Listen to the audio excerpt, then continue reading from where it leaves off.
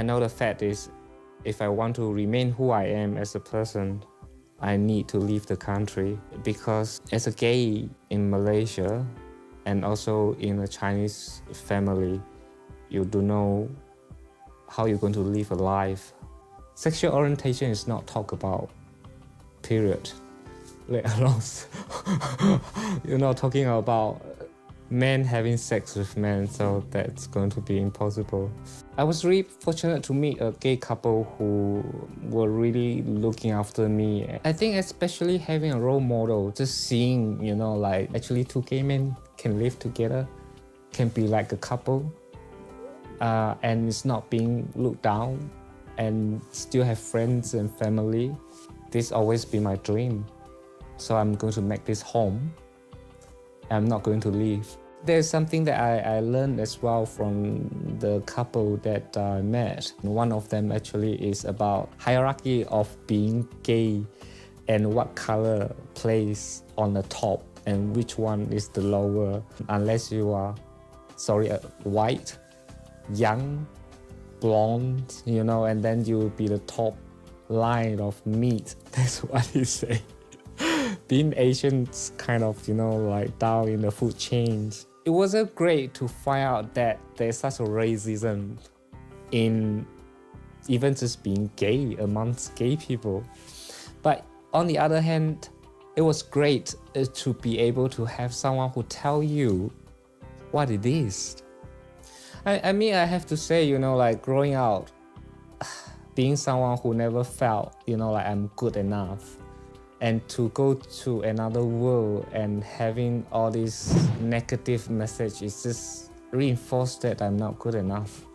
Like I'm not good enough because I'm gay. I'm not good enough because I'm Asian. Like I'm just not good enough anywhere I turn to. I remember I just finished work and trying to go and catch a bus, and I met Jerry in a bus stop.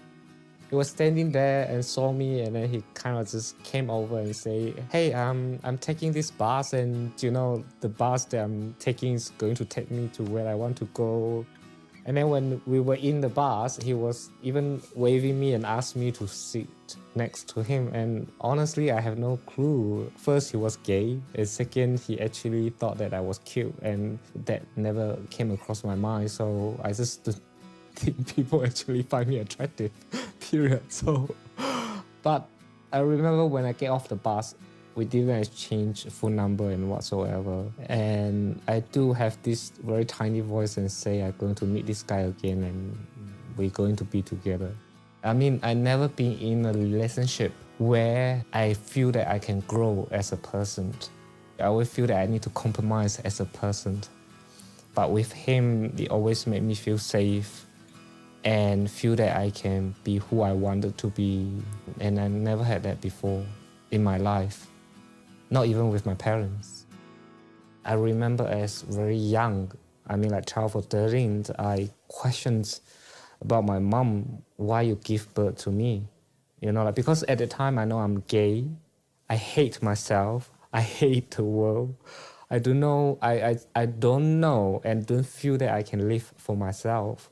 So why do they want to bring me into a society knowing the fact that I could never fulfill that kind of obligations from what society has set me out to do? We went back to Malaysia and my parents met Jerry and they really liked him and embraced him. The concept of, like having someone look after your daughter or your son is so important in Chinese culture. They were happy for me and Jerry because they felt that we have somewhere we both can call it home. We can look after each other. And it's hard when you're here by yourself and don't have that family support.